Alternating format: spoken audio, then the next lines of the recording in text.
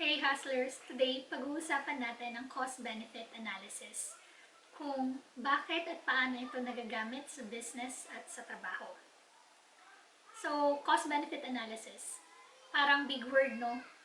Pero, ibig sabihin lang naman ito is yung pag-analyze natin kung worth it ba ang benefits ng isang bagay as compared dun sa cost niya. Cost, hindi lang pera to pwede ring time, energy, or effort. Sa araw-araw, medyo automatic na tayo nagde-decide sa mga bagay-bagay. Hindi na tayo nag-analyze. Halimbawa, if niyaya ka ni crush na manood ng sine, sasabihin mo lang, G, go, saan, kailan. Hindi mo na iisipin kung ano yung cost nito. Kasi sa'yo, worth it na agad yung benefit. Hindi mo na inisip na, okay, baka ako yung taya. Baka lilibre ko si crush, baka hatid sundo ko si crush, or gano'ng katagal kaya to. Okay lang naman yun kasi personal life mo naman yun. Pero ibang usapan na kapag sa business or sa trabaho.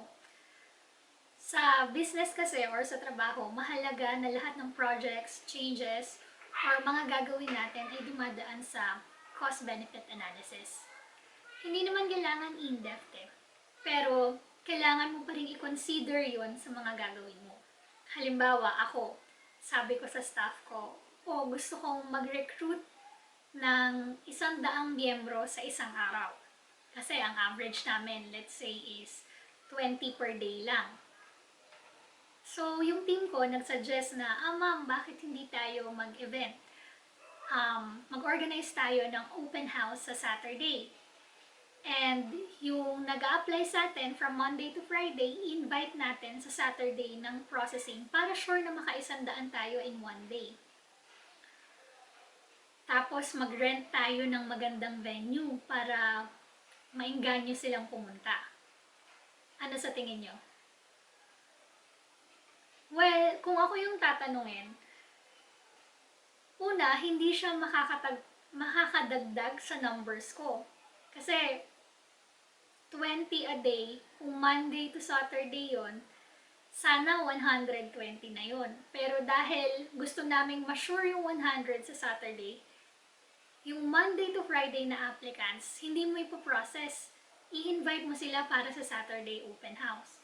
So, ang ending, yung buong Monday to Saturday, kapag nag-open house ka, 100 lang yung mapoprocess mo. As compared, kung nag-araw-araw ka ng processing, na tigto 20 lang, 120 pa yung natapos mo by the end of Saturday. Additionally, kapag ka nag-open house ka, may added workload yun sa team kasi hindi naman yun regular na ginagawa. So, magpe-prepare pa sila doon, paghahandaan nila yun.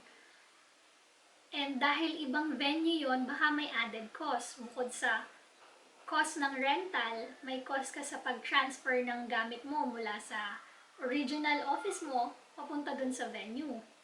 Or may added cost ka rin ng transportation para sa mga empleyado mo. So, based on these reasons, from a cost-benefit point of view, parang hindi worth it yung benefits niya sa actual cost niya sa akin. Pero, pwede kasing may madagdag na relevant information. Halimbawa, ma'am, pag nag-open house tayo, dadating daw yung media, i-cover tayo for free. So, pwedeng yun, maiba niya yung perception ko dun sa unang naisip ko na mga benefits for doing an open house.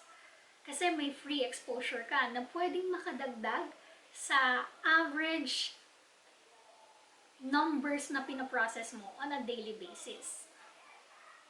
Another example, sabi ng boss nyo, paano kaya natin mapapataas yung sales natin? And sabi ng office mate mo, sir, bakit kaya di natin subukan mag 24/7? So, kayo, isipin yung mabuti.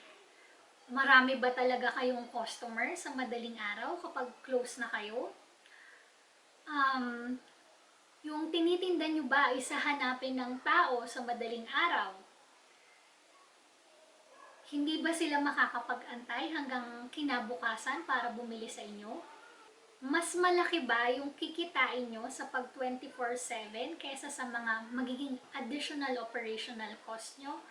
Kagaya ng additional manpower, additional security features, kasi gabi na yun eh.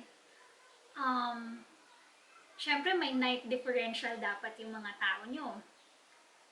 May additional electricity yan, kasi kung patay na dapat yun ng 8 o'clock, dahil 24/7 kayo, 24/7 din yung electricity nyo. So, isipin yung mabuti. In its most basic sense, para makapag-cost-benefit analysis kayo, kailangan nyo lang namang ilista or isipin lahat ng benefits versus lahat ng cost. Kung kaya nyong lagyan ng quantifiable value, mas okay. Pero kung hindi, pwede nyong isipin na lang, i-take into considerations. Hindi laging tama yung magiging desisyon nyo. Minsan sa huli nyo pa talaga malalaman na, oo nga, hindi nga efficient and effective use of resources yung ginawa ko. Pero ang mahalaga, magkaroon kayo ng habit as a team and as a business na i-take into account yung mga cost and benefits ng mga gagawin nyo bago nyo ito gawin. Huwag bira lang ng bira, kasi hindi nyo alam, baka meron palang better use of your time, your money, your effort, your energy, basically of everything. Oo, pwede tayo mamigay ng discount, promo, jacket, t-shirt, stickers, at kung ano pa para ma-achieve yung target natin. Pero isipin muna natin, worth it ba? Kung hindi sure yes yung sagot natin, baka dapat pag-isipan ulit natin as a team kung paano magiging worth it yung mga resources na igugugol natin versus sa benefits na makukuha natin. Yun lang. Keep hustling.